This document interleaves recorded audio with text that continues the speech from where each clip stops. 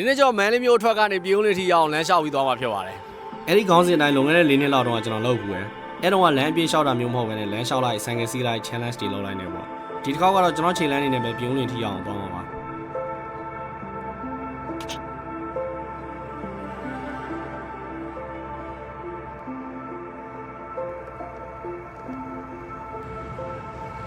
ကျွန်တော်စပြေးနေရနေပြီးတော့မျိုးလေးမျိုးအဝင်ထိဆိုလို့ရှိရင်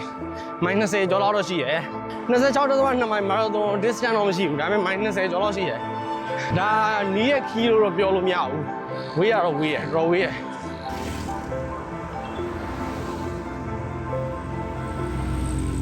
ကျွန်တော်ပြုံးလေးကိုလမ်းပြန်လျှောက်ချင်နေတာကြာပါပြီ physically ready မဖြစ်နေသေးဘူးဆိုတာနဲ့မလုပ်ပြနေတာပါအခုလည်း ready ဖြစ်လားဆိုရင်မဖြစ်သေးဘူးလို့ပြောလို့ရတယ်ကျွန်တော် grade တစ်ခုပေးခြင်းလို့ဒါဒီဗီဒီယိုလောက်လိုက်တာပါ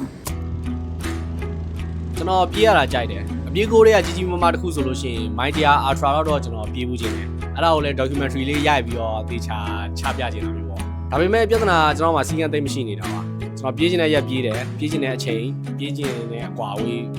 ပေါ့ကိုရှောက်ပြေးရယ်ကွာအဲ့တော့အပြေးဖက်နဲ့ပါသွားတာမျိုးပဲရှိရတိတိတသာကြီးဖြစ်မြောက်လာတာမျိုးကြီးတိတ်မရှိနေဘူးပေါ့အဲ့လိုမဖြစ်အောင်အရင်နှစ် August လောက်တုန်းကကျွန်တော် TikTok account ဖွင့်ပြီးပြေးတာတွေကိုနေ့တိုင်းတင်မယ်ဆိုပြီးလုပ်လိုက်သေးတယ်ကျွန်တော်17ရက်လောက်ပဲတောက်လျှောက်တင်ပြတယ်ပြီးတော့ကျွန်တော်ပြန်ပြောက်သွားပြန်အောင်ကျွန်တော်ပြေးတဲ့ဘက်မှာ official achievement မရှိနေတာမို့တေချာမပြေးပြနေတာဖြစ်လို့ကျွန်တော်2026 ရိုးမ Mandalay Half Marathon ဝင်ပြေးလိုက်သေးတယ်အမှကျွန်တော်အတွက်အပြေး achievement ဆိုပြီးပြစရာမျိုးရှိလာတယ်ဒါပေမဲ့အဲ့ဒီနောက်ပိုင်းမှာလည်းတေချာမပြေးပြနေသေးဘူး3လပိုင်း21ရက်နေ့ KBZ Community 10 mile run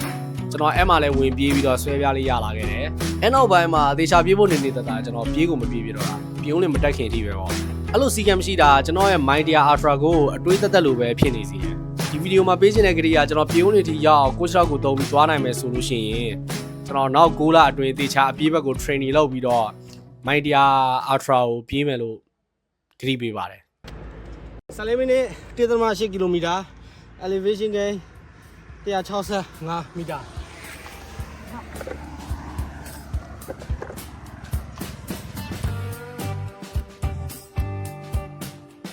ဒါအစာပိုင်းမို့လို့ကျွန်တော်နည်းနည်းပြေးလို့ရနေတာ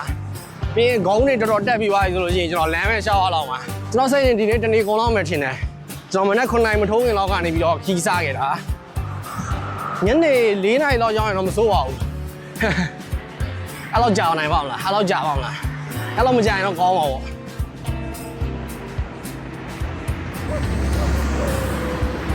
ပြေးလို့ကောပြေးလို့ကောပြေးလို့ကောပြေးခွေးလိုက်တယ်ပြေးခွေးလိုက်တယ်35မိနစ်4ကီလိုမီတာ elevation ဟာ yeah 2 liter ကျွန်တော်ပြေးတိုင်းမှာလုံးဝမြေကြီးမှာပဲပြေးလေးရှိတာအခုကကြာတော့လုံးဝမမက်လေးတွေပြေးရတာဆိုတော့ရှင်းလုံးတော်တင်းတယ်ကျွန်တော်ဒါနောက်ထပ်ဘယ်နှမိုင်လောက်သွားအောင်မလဲမိုင်20လောက်သွားအောင်မယ်မိုင်20ကျော်မှာကျွန်တော်အကျော်လေးကိုကျွန်တော်ဖြုတ်သွားပြီမိုင်20လောက်သွားရအောင်မယ်မိုင်20ကီလိုမီတာလောက်ရှိတယ်မိုင်20ကီလိုမီတာလောက်ရှိတယ်သိချာမကျွမ်းဘူး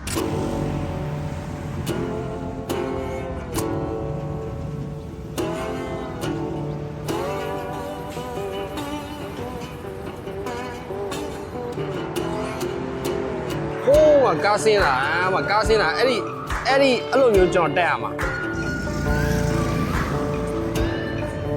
ကျွန်တော်လက်ထဲမှာဒီလိုမျိုးကင်ပြီးတော့ရိုက်နေသမျှ footage တွေအကုန်လုံးက Oppo Reno 15 Pro Max နဲ့ရိုက်နေတာဖြစ်ပါတယ်ဒီဖုန်းက 0.6 selfie camera နဲ့ရိုက်နေခဲ့တာပါ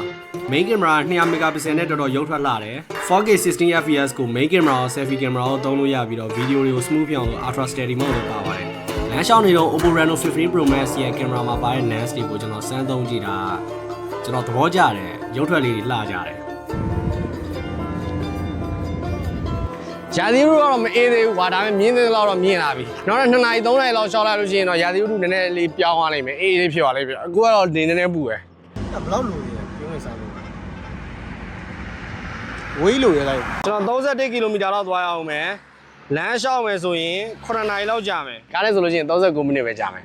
ကျွန်တော်လမ်းလျှောက်မယ်ဆိုလို့ရှိရင်တော့9နာရီလို့ပြောတယ်ဒါပေမဲ့ကျွန်တော်9နာရီကြာမှာမဟုတ်ဘူးဘယ်လောက်ကြာရင်လဲသားကြီးတော့ကျွန်တော်စစ်ဒီနှောင်းနေဆိုရင်တော့တကယ်မပြေဘူးလမ်းလျှောက်မယ်ဆိုရင်တော့ maybe ဟိုလာတော့ပေါ့9နာရီ6ခွဲလောက်ပေါ့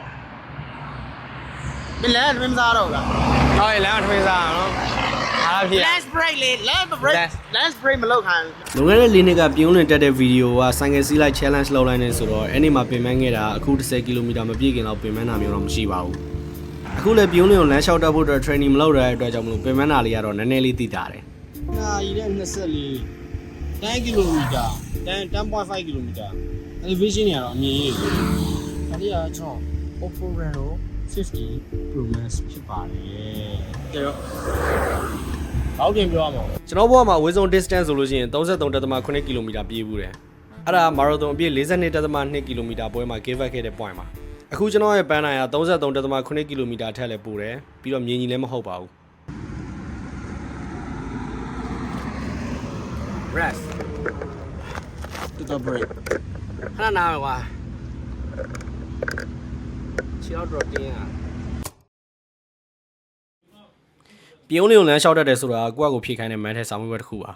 မိုင်းတရားပြေးချင်တဲ့သူတယောက်ကဂုံတက်မိုင်း20ကျော်ရင်ဆိုင်နိုင်မလားပေါ့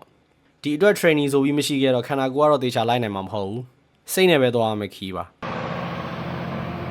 အမြင်ရောက်လာတယ်နောက်ကအပင်တွေကလည်းမြေပြန့်ကအပင် vibe မျိုးမဟုတ်တော့ဘူးကွာပြီးတော့လေကလည်းပဲ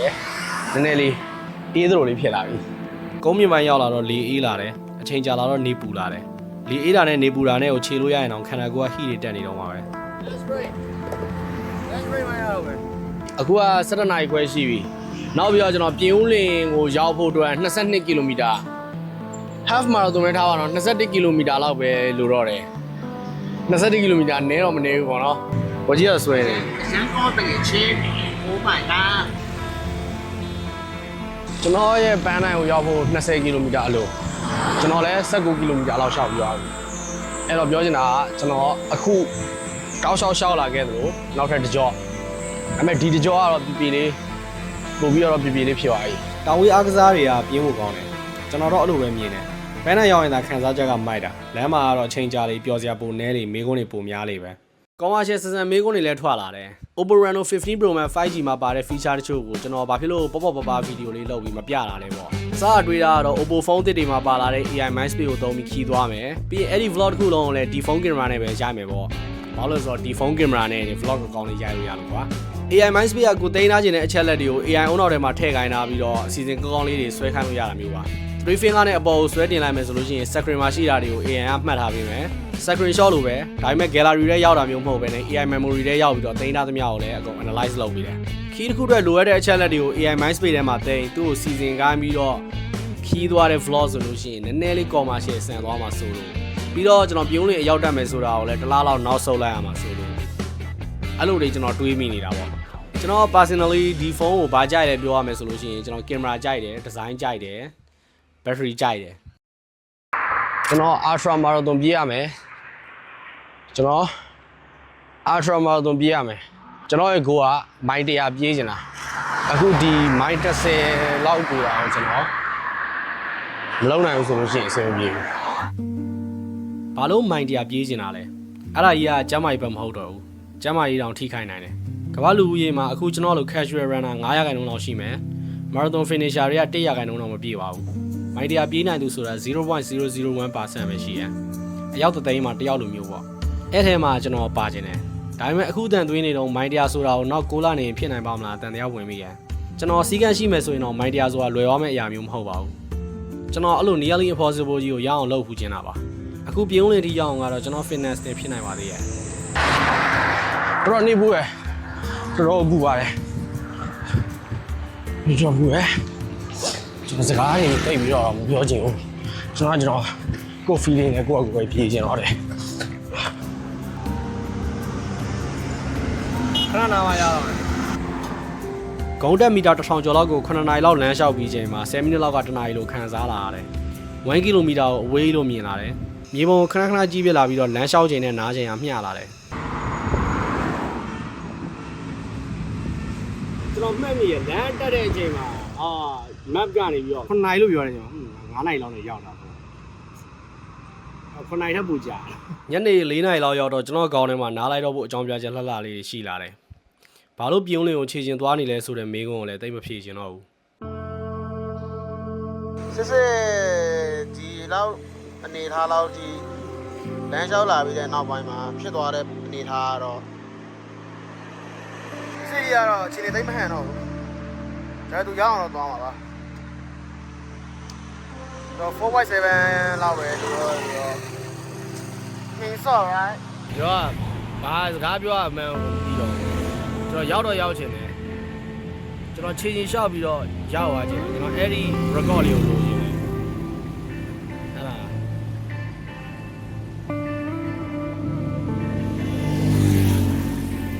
ဆိုင်ကမြန်တယ်ကွာ David Goggins ပြောသလိုနောက်ထပ်ခြေတလန်းထပ်လန်းနိုင်လားဆိုတဲ့မေးခွန်းနဲ့ပဲကျွန်တော်ဆက်ရှောင်နေခဲ့တာပါခြေထောက်တွေအရန်နာနေလည်းပဲကျွန်တော်ထပ်လန်းနိုင်တယ်ဆိုတဲ့အဖြေရှိပြီးတော့မလန်းတာမျိုးမဖြစ်ချင်ဘူးပန်းနိုင်ရလဲနည်းနည်းလေးပဲလို့တော့တယ်ကျွန်တော်ခြေတိုင်းလန်းနိုင်တယ်လန်းနိုင်တယ်ကြာလန်းနိုင်တယ်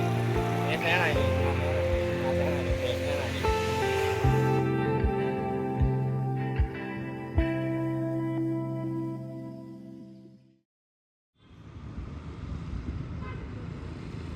ညနေ6 နာရီထိုးဖို့မိနစ်20ကျွန်တော်လည်း1ကီလိုမီတာပဲကျန်တော့တယ်အရှိမဆိုရင်ရောက်ပြီ1ကီလိုမီတာကျွန်တော်လမ်းလျှောက်နှုံးနေဆိုရင်နောက်ထပ်7မိနစ်လောက်တော့ရှောက်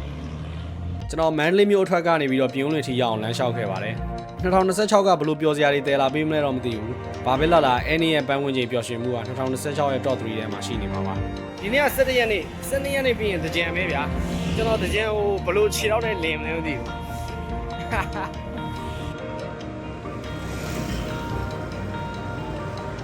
39ကီလိုမီတာ elevation gain က1108မီတာညနေ6နာရီမထိုးခင်လောက်မှာကျွန်တော်ရောက်ခဲ့ပြီးတော့လမ်းမှာ17နာရီလောက်ကြာခဲ့ပါတယ်ဒါကကျွန်တော်ဘဝမှာအဝေးဆုံးခြေချင်းသွားဖို့ရဲ့ distance ဖြစ်ပါတယ်ပြီးတော့အဲ့ record ကိုလည်းကျွန်တော်ပြန်ကြော်မှာပါပြိုးနေကိုလမ်းလျှောက်ပြီးအရောက်တက်နိုင်ခဲ့တော့ကျွန်တော်နောက်9လ2029 January ကြာလို့ရှိရင်ကျွန်တော် My Dear Ultra ကိုရအောင်ပြေးမယ်လို့သတိပေးပါတယ်ဂရိတီအောင်အပြေးဘက်ကိုလည်းသေချာ training လုပ်သွားမှာပါ